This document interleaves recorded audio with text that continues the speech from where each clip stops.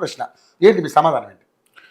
Sir అయితే ముందుగా సరే చర్చకు సంబంధం లేకుండా మీ వేదిక ద్వారా గత 3 సంవత్సరాలుగా నాతో ప్రయాణం చేస్తూ నా కష్ట సుఖాలన్నిటిని కూడా పంచుకుంటున్నటువంటి నా సహధర్మచారి నా భార్యకి పెళ్లి రోజు శుభాకాంక్షలు. మేము కూడా చెప్తున్నాం మీ వైవాహిక జీవితం నిండు నూరేళ్ళు హాయిగా ఆనందంగా గడపాలని మేము కూడా కోరుకుంటున్నాం. Thank you sir. అయితే ఈరోజు రైతుల గురించి కాంగ్రెస్ పార్టీ ప్రజాప్రభుత్వము ఆలోచన చేస్తలేదు అని అనడము అంటే రాజకీయాలను రంజుగా నడిపించాలని కోరుకుంటున్న వాళ్ళ యొక్క ఆలోచన విధానాన్ని మనం ఇక్కడ చూడొచ్చు. మీరిచ్చిన 5,000 గతంలో మీరు 5,000 ఇస్తే ఈరోజు మీరు ఏ రైతులకైతే మీరు 5,000 ఇచ్చిరో ఆ రైతులకు ఈరోజు మేము ప్రతి పంటకు 35,000 నుంచి 50,000 లాభాన్ని మేము అందిస్తున్నాం. ఈరోజు 35,000 నుంచి 50,000 వరకు లాభాన్ని అందిస్తున్నారు. ప్రతి క్వింటాల్కి కూడా 500 రూపాయలు బోనస్ ఇస్తూ రైతులను ఈరోజు ఒకప్పుడు వరి వేస్తే ఎంతమంది రైతులు ఒకప్పుడు వరి వేస్తే వరి పడిసిన ప్రతి ఒక్కరికి ఇస్తున్నాం. వరి వేస్తే ఉరేసినట్టే అని చెప్తూ ఒక జిల్లా కలెక్టర్ ఈరోజు అదే జిల్లా కలెక్టర్ ఈరోజు బీఆర్ఎస్ పార్టీ నుంచి ఎంపీగా కూడా పోటీ చేసి ఓడిపోయిండు. ఆ పార్టీలో ఎమ్మెల్సీగా కూడా ఐ థింక్ ఇంకా ఉన్నట్టున్నాడు ఆయన. మీరు ఎవడైనా సరే ఈ సీట్లో నేనున్నంత వరకు రైతులను ఉద్దేశించి మాట్లాడిన మాటలు ఇవి. ఈ సీట్లో నేనున్నంత కాలం ఈ జిల్లాల ఎవడైనా వరి వేస్తే వాని మీద పీడీ యాక్ట్లు పెడతాం, వాని మీద పీడీ యాక్ట్లు పెడతామన్నటువంటి మీరు ఈరోజు రైతుల గురించి మాట్లాడడానికి మీకు ఏం నైతిక అర్హతలు లేవు. ఎవరికి? బీఆర్ఎస్ అస్సలు లేవు. రైతుల గురించి మాట్లాడారు. బీఆర్ఎస్ కి లేదు, బీజేపీ పార్టీకి అసలే లేదు. చట్టాలను తీసుకొచ్చి చిట్ట చివరికి క్షమాపణలు చెప్పింది దేశానికి సంబంధించినటువంటి కేంద్ర ప్రభుత్వం. రైతులకు క్షమాపణలు చెప్పింది. ఈ చట్టాలను మేము తీసుకొచ్చి తప్పు చేసినాం, ఈ చట్టాలు వెనక్కి తీసుకెళ్తున్నామని నరేంద్ర మోడీ గారు క్లియర్ గా స్పెసిఫికల్లీ ఈ విషయాన్ని చెప్పిండు. మళ్ళీ మేము దాన్ని కవర్ చేస్తాం, ఇట్లా చెప్పిండు అట్లా చెప్పిండు అని చెప్పేసి దాంట్లో ఉన్నటువంటి లూప్ హోల్స్ చూపిస్తే ఏం లేదు. ఓవరాల్ సమరీగా వాళ్ళు చెప్పింది అంతే.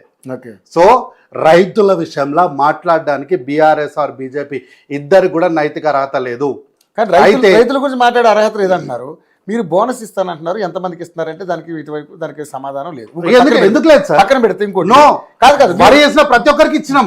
అయితే మీరు రైతు భరోసా ఎందుకు ఇవ్వట్లేదు అనే దాని మీద ఇక్కడ చర్చ నడుస్తుంది. ఎందుకు ఇవ్వట్లేదు అన్న ప్రశ్న ఎక్కడ లేదు సార్. మరి ఇప్పుడు లేట్ గా ఇస్తున్నారు, 2 సంవత్సరాలు అయింది, ఒక్కసారి మీరు ఇచ్చిందని ఎందుకు ఇస్తలేరు అని చెప్పి మాట్లాడారు. అదే అంటున్నా సార్, ఎందుకు ఇస్తలేరు అనేది ప్రశ్న ఎవరి దగ్గర లేదు.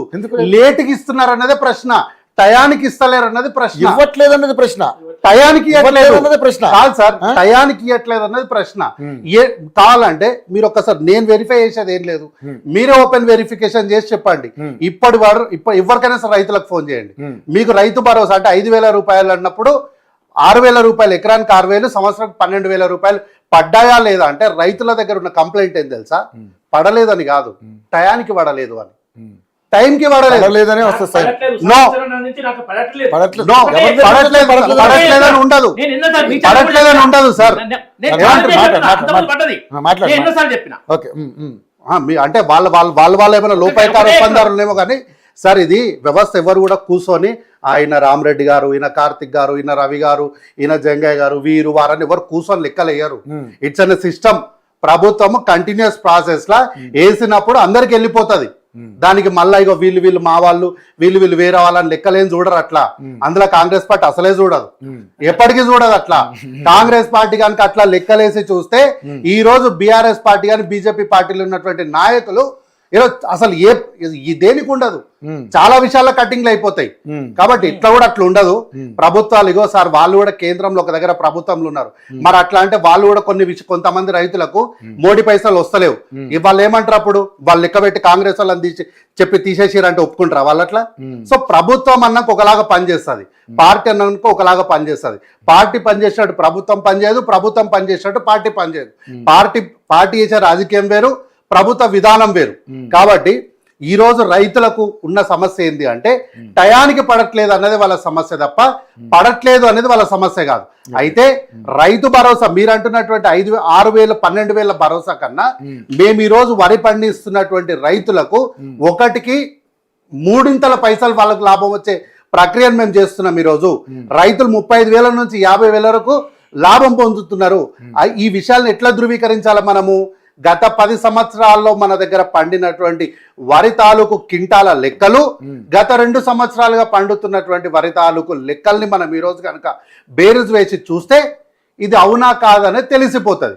ఒకానొకప్పుడు మన దగ్గర వరి కొనడానికే రాష్ట్ర ముఖ్యమంత్రి వచ్చి ధర్నా చౌక్లో ధర్నా చేసిన చోటు నుంచి ఈ రోజు మన రాష్ట్రంలో పండినటువంటి బియ్యాన్ని వేరే దేశాలకు ఎగుమతి చేసేదాకా మనం వెళ్ళినామంటే మరి వరి పండిస్తున్నట్ట పండనట్ల? గతంలో ముఖ్యమంత్రి వరి ఎవరో కొనాలని చెప్పేసి వచ్చి ధర్నాలు చేసిండు. ఈరోజు అట్లాంటి పరిస్థితి ఏం లేదు. రైతులు ఎంత పండిస్తుంటే అంత మనం ప్రొక్యూర్ చేస్తున్నాము, చేసి వాళ్ళకి ఇవ్వాల్సినటువంటి బోనస్ అమౌంట్ వాళ్ళకి ఇచ్చేస్తా వస్తున్నాం. తర్వాత నిరసనలు అన్నారు. సార్ నిరసనలు ఉండాలి, ఉంటాయి, నిరసనలు ఉండకూడదని ప్రభుత్వం ఎప్పుడు కూడా అన్నారు. క్యాబినెట్ భేటీలో అసలు ఎందుకు రైతుల గురించి మాట్లాడలేదు అనేది పాయింట్. ఆ ప్రస్తావన ఎందుకు రాలేదని పాయింట్. అది వదిలేసి మీరు సరే మేము బోనస్ ఇచ్చాము, మేము అది ఇచ్చాము, ఇది ఇచ్చామని చెప్తున్నారు. కానీ సార్ మీరు అసలు ఈ రోజు జరిగినటువంటి క్యాబినెట్ లా ఇప్పుడు ప్రస్తుతానికి ఈ రోజు రేపు పెట్టబోయే బడ్జెట్ లో నూతనంగా ఏం చేయాలి, మనము ఏం చేస్తున్నాము, what is the policy making అనే దానిపైన ప్రముఖంగా చర్చ నడుస్తుంది ఎప్పుడైనా సరే. ఇప్పుడు మన రైతు భరోసా అంటే ఇంకా మనకి ఇక అన్ని మాట్లాడుకుంటే ఇక అన్ని మాట్లాడుకోవాలి. ప్రతి క్యాబినెట్ లో ప్రతి అంశాన్ని కూడా ఏ పార్టీ కూడా చర్చలకు తీసుకురాదు. ఒక్కసారి నిర్ణయం అయిపోయి ఆ పాలసీ అనేది ఎగ్జిస్టింగ్ లకు వచ్చేసిన తర్వాత అది కంటిన్యూస్ అవుతున్నప్పుడు దాని గురించి ప్రత్యేకంగా చర్చలకు బోరు ఎక్కడ కూడా. ఏమంటున్నా అట్లా అంటే కాంగ్రెస్ పార్టీ గతంలో పసిపాప చిన్న ఆడపిల్ల పుడితే పుట్టిన వాళ్ళకు 3,000 రూపాయలు నా బంగారు తల్లి పథకం కింద ఇచ్చింది. మరి 10 ఏళ్ళు ఆ పథకాన్ని వీళ్ళు ఎత్తేసిండ్రు కదా. సో ఒకసారి ఏదైనా సరే పథకం అనేది ఎగ్జిస్టింగ్ లో నడుస్తున్నప్పుడు ప్రతిసారి దానిపైన ప్రత్యేకంగా చర్చ పెట్టారు. ఏదైనా సరే కొత్తగా అంటే ఈ బడ్జెట్ లో ఇక్కడ నుంచి మనం ముందుకు తీసుకెళ్లడానికి ఇది ఎస్ఆర్ నో వాట్ ప్రభుత్వం అంటే ఎవరు? ఒక్క రేవంత్ రెడ్డి గారో, బట్టి విక్రమార్క గారో, ఉత్తమ్ గారో, ఈ నలుగురు అంటే ఉన్న 16-17 మంది మంత్రులు మాత్రమే కాదు. ఆ కేబినెట్ సమావేశం అంటే దాని సమావేశంలో ఆయా శాఖలకు సంబంధించిన హెచ్ఓడీస్ వీళ్ళందరూ కూర్చుంటారు. సో ఇదంతా నిర్ణయం తీసుకోవడానికి ఏంటి నూతనంగా జరిగే పాలసీల పైన నిర్ణయాలు తీసుకుంటారు. అవునా కాదా అని. అయితే ఆర్టీసీ నిరసనలు అన్నారు. ఎస్, నేను గతంలో కూడా చెప్పిన ఆర్టీసీ నిర్ణయాలలో వాళ్ళకి యూనియన్లు ఎవరు వల్ల పోయినాయి? మా వల్ల పోయినాయా? మేము తీసేసినామా? అయితే అడిగారు మిమ్మల్ని అడిగితే రేవంత్ రెడ్డి గారు ఇస్తాము ఈ రోజు కూడా ఇవ్వాలి, ఇచ్చి తీర్థం వాళ్ళకి. అయితే దీనిపైన గత ప్రభుత్వము చాలా చిక్కుముడులు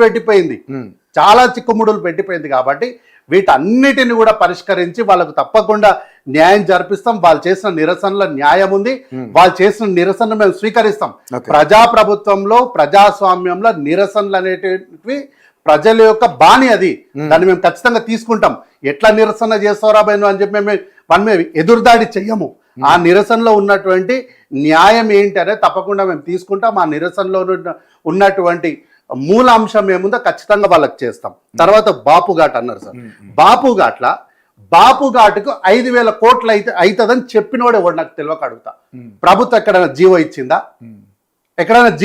ప్రభుత్వం ఎక్కడైనా సర్కులర్ ఇచ్చిందా? ఎవరికి తెలియదు. ఎంత అవుతుందని ఎవరికి తెలియదు అంటున్నా. నేను అదే అంటున్నా. మరి ఎవడు వాడు చెప్పినాడు 5,000 కోట్లు అవుతుందని చెప్పినాడు ఎవరు? మరి ఈ ఫిగర్ ఎందుకు వచ్చింది బయటికి? నేను అదే అంటున్నా. అదే నా ప్రశ్న.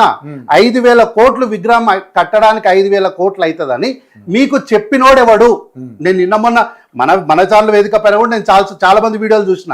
వాళ్ళందరూ వచ్చేసి అపర మేధావులైనటువంటి రాష్ట్ర ప్రభుత్వాన్ని గత 20 ఏళ్లుగా ఆర్థిక శాఖను మొత్తం వాళ్ళే లెక్కలేస్తున్నట్టుగా చాలా లాజిక్లు లెక్కలు మాట్లాడారు మన వేదిక పైన. ఎవరి గురించి మాట్లాడతారు? ప్రజల గురించి మాట్లాడుతున్నారా? ఇక్కడికి వచ్చిన పార్టీ తరపున వచ్చిన వాళ్ళ గురించి మాట్లాడుతున్నారు. ఇక వాళ్ళు మరి ఇప్పుడు దాన్ని మళ్ళీ అంటున్నారు కదా. అవును సార్, నేనేమంటున్నా, ఇప్పుడు మాట్లాడిన వాళ్ళందరూ ఇప్పుడు నాయకులు కండువాలు వేసుకొని మాట్లాడలే, వీళ్ళు కండువాలు వేసుకొని మాట్లాడలే. ఎవరు నాయకులు నాకు తెలియదు. అక్కడ బాధితులు. అవును సార్, ఈ బాధితులు అదే అంటున్నా. అట్లా అంటే లఘుచర్ల ముందు వచ్చినోడు కూడా సురేష్ కూడా బాధితుడు లాగానే వచ్చాడు. తర్వాత ఎవడు రా వీడు అని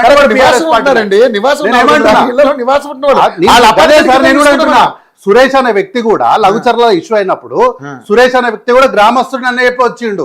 సో మాట్లాడిన వాళ్ళు పార్టీ వాళ్ళ కారని మనం బేరీ చేసుకోలేము. నేను సూటిగా ప్రశ్న అడుగుతున్నా. విగ్రహానికి 5,000 కోట్లు అయితే అని చెప్పినోడేవాడు, That- మీకు చెప్పినోడేవాడు. సర్క్యులర్ ఉందా, లేకపోతే అపార్ట్మెంట్ స్థానంలో విగ్రహం కడతామని ఎక్కడైనా సర్క్యులర్ ఇచ్చిందా? గవర్నమెంట్ ఎస్టిమేషన్ ఎంత పోనీ? ఎవరు ఈ విషయం మొత్తం టోటల్ మూసి ఫేజ్ 1కే 5,000 కోట్లు అవ్వచ్చు అన్నది ఒక అంచనా మాత్రమే. ఇది కూడా one కి. టాక్ అంతే. Okay. ఫేజ్ 1 కు ఒక టాక్ ఇది. దీని ఒరిజినల్ గా ఫిగర్ ఏంటి ఎంత అన్నది ఎవరి దగ్గర కూడా ఎవిడెన్స్ లేదు. సరే, okay. ఒట్టిగా మాట్లాడేసారు. ఏమనాలి, Okay. ఏదో 5,000 కోట్లు తీసుకుంటుండు మా అపార్ట్మెంట్ కూర్చో. రేవంత్ రెడ్డి గారు వచ్చే మన వాళ్ళ ఫామ్ హౌస్ కట్టుకుంటుండా, Right. మాట్లాడదాం. బంగ్లాలు కట్టుకుంటుండా. మాట్లాడదాం దీని గురించి మాట్లాడదాం. Yes, రామూర్తి గారు, చెప్పండి. రామూర్తి గారు, మరి బీఆర్ఎస్ పార్టీ తరపున ఈరోజు